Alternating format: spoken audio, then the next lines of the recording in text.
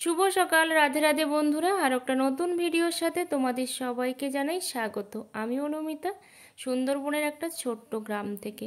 তো আজকে আরও একটা নতুন ব্লগ তোমাদের সঙ্গে শেয়ার করব। আর অনেক দিন পরই কিন্তু ব্লগগুলো তোমাদের সঙ্গে শেয়ার করা হচ্ছে। ব্লগটা কিন্তু আমি ঠিক প্রত্যেক দিন কিন্তু শ্যুট করি, কিন্তু সেই ভিডিওগুলো আর তোমাদের সঙ্গে কিন্তু এডিট করে পোস্ট করা হয় না। আসলে প্রচুর একটা সংসারের কাজ বলাটাও ভুল, সংসারের কাজের পাশাপাশি কিন্তু এই যে ফেসবুক, ইউটিউব সব মিলিয়ে মিশিয়ে একাকার হয়ে যাচ্ছে। প্রচুর পরিমাণে একটা টাফ হয়ে যাচ্ছে বিষয়টা, যার জন্য কিন্তু আর পেরে উঠছি না। তো সেই জন্য কিন্তু আর তোমাদের সঙ্গে ব্লগ শেয়ার করা হয়ে উঠছে না।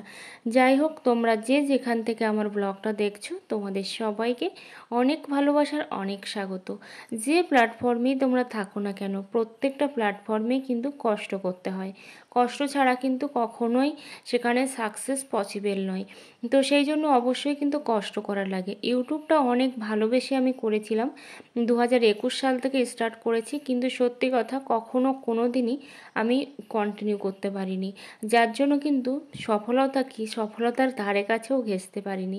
কারণ প্রত্যেকটা জায়গায় কিন্তু শুধুমাত্র কঠোর পরিশ্রম করলেই হয় না, তার জন্য কিন্তু অনেকটা ধৈর্য দরকার হয়, আর সাথে কিন্তু স্মার্টলি করতে হয়। কি বলতো, আমরা যদি একঘেয়েমি ভিডিও দিতেই থাকি শুধু শুধু কিন্তু আমাদের টাইমটাই লস হয়। কারণ সময় কিন্তু আমাদের কাছে কখনোই ফিরে আসে না, সেটা আমি বুঝেছি।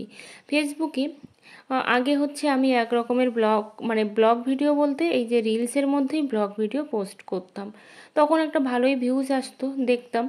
তো সেই হিসাবে কিন্তু প্রত্যেক দিনই কিন্তু আমি পোস্ট করে যেতাম, পোস্ট করেই যাচ্ছি এরকম একটা ব্যাপার।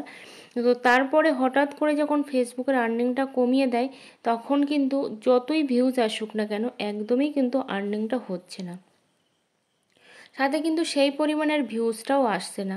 হঠাৎ করে মনে হলো যে একটু ভিডিওটা চেঞ্জ করি, কারণ প্রত্যেক দিন একই টাইপের ভিডিও দিয়েই যাচ্ছি, কোনো রকমভাবে তো ইমপ্রুভমেন্ট হচ্ছে না। তার জন্য ভিডিও একটু চেঞ্জ করতে গিয়েই কিন্তু আমার সময়টাও সেখানে লেগে গেছে। এখন আমি বসে পড়েছি সবজি কাটতে, আর এখানে কি বলতো, বেশিরভাগ সবজিগুলোই না পচে গেছে। আসলে বেশ কয়েকদিন ধরে ফ্রিজের এতটাই প্রবলেম হচ্ছে, মানে ভোল্টেজের এতটাই প্রবলেম হচ্ছে, যার জন্য কিন্তু ফ্রিজের যত জিনিসপত্র সব কিন্তু নষ্ট হয়ে যাচ্ছে। মানে এতটাই প্রবলেম, কি বলবো, কিন্তু কিছু করার নেই। আর বেশিরভাগ গ্রামে কিন্তু এটাই হয়, শহরের দিকে যদিও এটা হয় না, কারণ ট্রান্সমিটার তো অনেকটা বেশি থাকে। মানুষের মানে জনসংখ্যা অনুযায়ী কিন্তু ট্রান্সমিটারটা বেশি থাকে, আর সেই তুলনায় আমাদের গ্রামে কিন্তু ট্রান্সমিটারটা খুবই কম থাকে, যার জন্য ভোল্টেজের প্রচুর প্রবলেম, বিশেষ করে গরমকালে। তার জন্য কিন্তু সবজিপত্র সব নষ্ট হয়ে যায়। দেখো কত ঢ্যাঁড়স আমার নষ্ট হয়ে গেল এখানে, তারপর পটল, বেগুন প্রচুর পরিমাণে নষ্ট হয়ে গেছে। আসলে আমাদের তো অত পরিমাণে খাওয়াটাও সম্ভব হয়ে ওঠে না।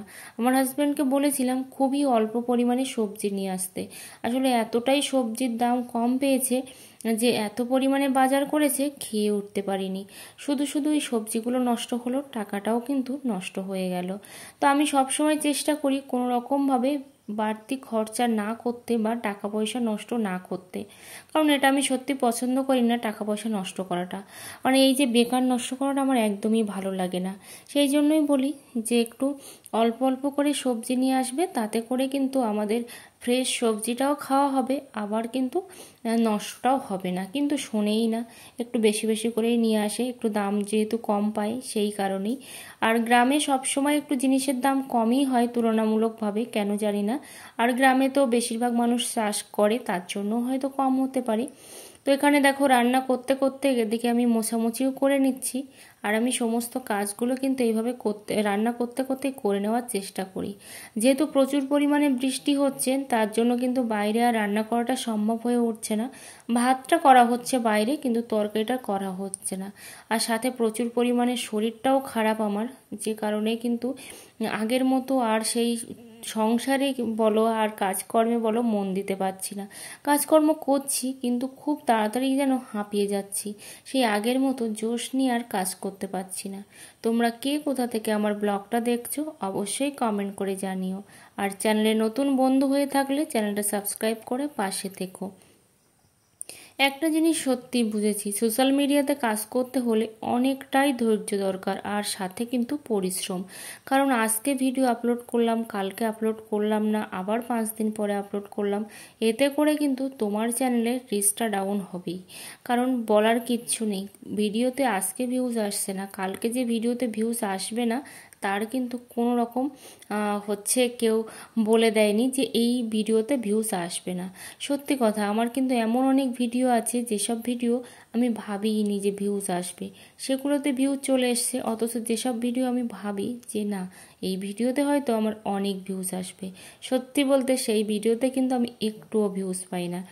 ওই যে পচে গেছিলো ঢেঁড়স, তারপর কুশিটা ভালো ছিল, তো সেইগুলো কিন্তু আমি একসঙ্গেই ভাজা করে নিচ্ছি। আর মাঝখানে একটু তেল দিয়ে এর মধ্যে দিয়ে দেবো ডিম। প্রথম অবস্থায় যদি ডিম দিতাম তাহলে কিন্তু ভালো হতো না ভাজাটা, সেই জন্য প্রথম থেকেই কিন্তু ভাজা করে নিয়েছি আগে। আসলে আবার যেন অনেকে ভেবো না যে ঢ্যাঁড়সটা পচা ঢ্যাঁড়সটাই খাচ্ছি, না গো, যেগুলো পচে গেছে সেগুলো ফেলে দিয়েছি, আর বাকি যেগুলো ভালো ছিল সেইগুলোই নিয়েছি, নিয়ে একসঙ্গেই ঢ্যাঁড়স কুশি সব একসঙ্গেই ভাজা করছি। এটা হচ্ছে আমার ঘরের কয়লার মুরগির ডিম। আমার তো কয়েকটা কয়লার মুরগি আছে, সেই মুরগির ডিম কিন্তু এখানে দিয়ে দিয়েছি।